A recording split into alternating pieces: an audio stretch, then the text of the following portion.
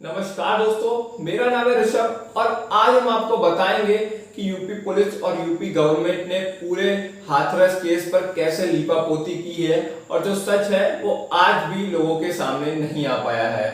अब हम बात करते हैं इस पर कि जो हमारे पॉलिटिशियंस हैं यूपी के या फिर यूपी गवर्नमेंट है उसने इस केस को कैसे हैंडल किया। चलिए एक बार हम देखते हैं। तो सबसे पहले तो हम आपको ये बता दें कि यूपी गवर्नमेंट जो है उसने एक news no spam no rape की जो न्यूज है उसको स्प्रेड करने के लिए एक पीआर एजेंसी हायर की। उसके साथ साथ बीजेपी के वर्कर्स, सरकार के सभी ऑफिसर्स, यूपी पुलिस के सभी अधिकारी और साथ ही बीजेपी की आईटी सेल ने मिलकर इस बात को स्प्रेड किया कि नो स्पम नो रेप।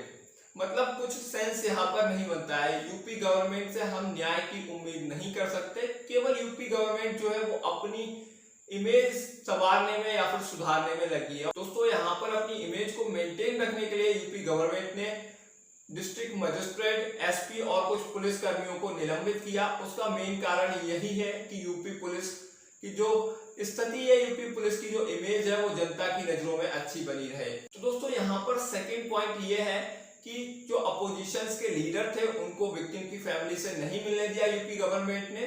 और यहाँ पर एक नई चीज जो थी वो लाकर खड़ी कर दी, जातीय दंगा।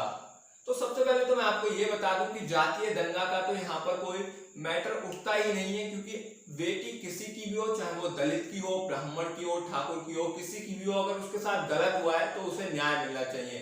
और यही बात अपोजिशन के लीडर भी कह रहे थे। तो वहां पर जातीय दंगा भड़काने की कोई बात नहीं थी।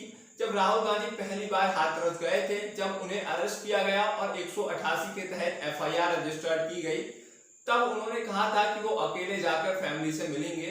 तो यहाँ पर कोई जातीय दंगा या फिर कोई 144 का उल्लंघन करने की बात नहीं आती है। लेकिन दोस्तों अपोजिशन के इतने बड़े फेस को यूपी गवर्नमेंट ने जिस तरीके से ट्रीट किया, इस वीडियो में हम आपको दिखा देते हैं। देखो ये देखो मेरे साथ चलो, मैं दिखाता हूँ।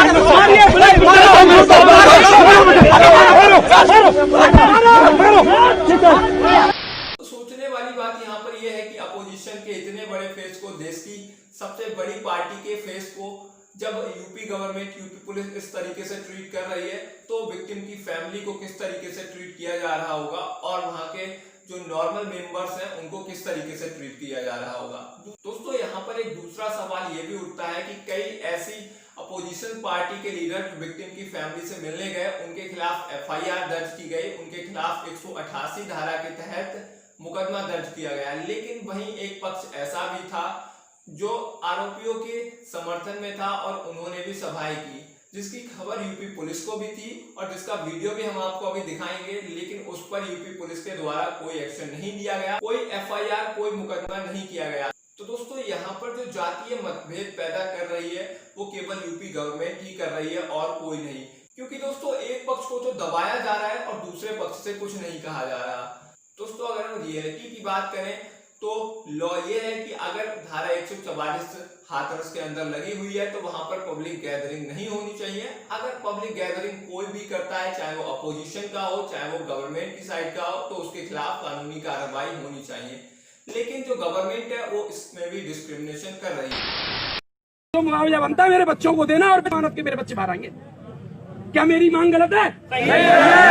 मेरे परिवारों का पैसा नहीं खर्च होगा, बदनामी नहीं होगी, मेरे बच्चे बलात्कारी नहीं है।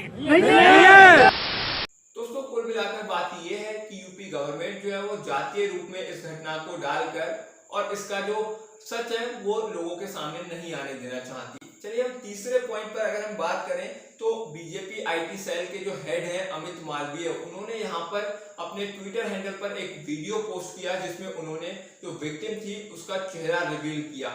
जबकि अकॉर्डिंग टू लॉ दोस्तों जो रेप विक्टिम होती है उसका चेहरा रिवील करना इलीगल है और इसके लिए सजा का प्रावधान है, जिसमें जेल और जुर्माना दोनों का ही प्रावधान है। ऐसे में दोस्तों ये जो वीडियो था ये काफी समय तक अमित मालवीय के ट्विटर हैंडल पर अवेलेबल था, लेकिन अब वो वीडियो हटा दिया गया है। दोस्तों इसी को देखते हुए एनसीडब्ल्यू की चेयरमैन यानी कि नेशनल कमेटी ऑफ वुमेन्स की चेयरमैन रेखा शर्मा का कहना है इस केस में जो रेप का आरोप है वो अभी सिद्ध नहीं हुआ है, यानी कि जो सिचुएशन है वो कंफ्यूजन में है। ना ही ये अभी क्लियर हुआ है कि रेप हुआ है, ना ही ये क्लियर हुआ है कि रेप नहीं हुआ है। अगर कंडीशन ऐसी आती है, विक्टिम के साथ रेप होने की पुष्टि पाई जाती है, तो अमित मालवीय जो है उन पर केस दर्ज किया जाएगा और इस पर उन्हें जवाब देना भी होगा। दोस्तों, बीजेपी उत्तर प्रदेश के एक नेता हैं रणजीत बहादुर, जिनका ये वीडियो भी आप देखते जाइए। में भी यही हुआ था। ये जितनी लड़कियां इस तरह की मरती हैं, ये कुछ ही जगहों पे पाई जाती हैं।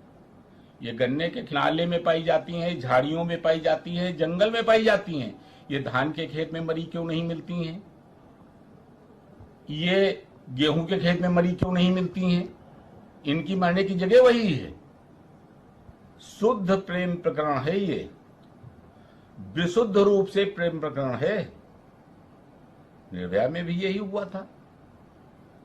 ये जितनी लड़कियां इस तरह की मरती हैं, ये कुछ ही जगहों पे पाई जाती हैं। शायद आप रणजीत बहादुर की इस वीडियो को देखकर समझ गए होंगे कि यूपी गवर्नमेंट और यूपी पॉलिटिशियंस ने इस केस को किस बेसिस पे हैंडल किया है। दोस्तों, अब हम बात करते हैं इस मुद्दे पर कि ये जो रेप केसेस हैं, इन विक्टिम्स को न्याय कैसे मिले और जो रेप केसेस हैं वो कम कैसे हो या फिर कैसे बंद हो।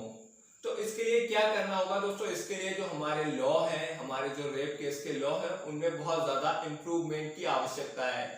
दोस्तों, अगर हम देश का सबसे बड़ा रेप केस देखें तो वो है दिसंबर 2012 में हुआ निर्भया का रेप केस, और जिसमें निर्भया को जो न्याय था वो 7 साल बाद मार्च 2020 में मिला।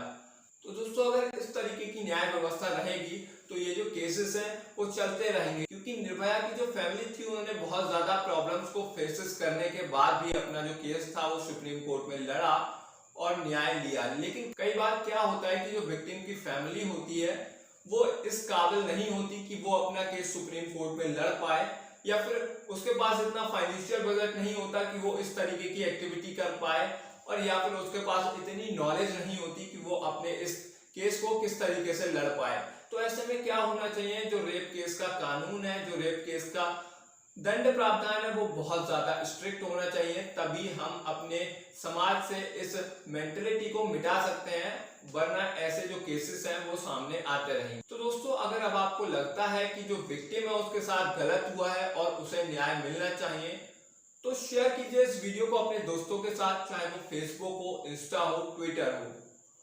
और अगर आप सच की आवाज को ऐसे ही उठाना चाहते हैं तो सब्सक्राइब कीजिए हमारे चैनल को और दबाइए बेल आइकन को। इस वीडियो को देखने के लिए आप सभी का बहुत बहुत धन्यवाद, और आवाज उठाइए अपनी बहनों के और बेटियों के न्याय के लिए। शेयर कीजिए इस वीडियो के।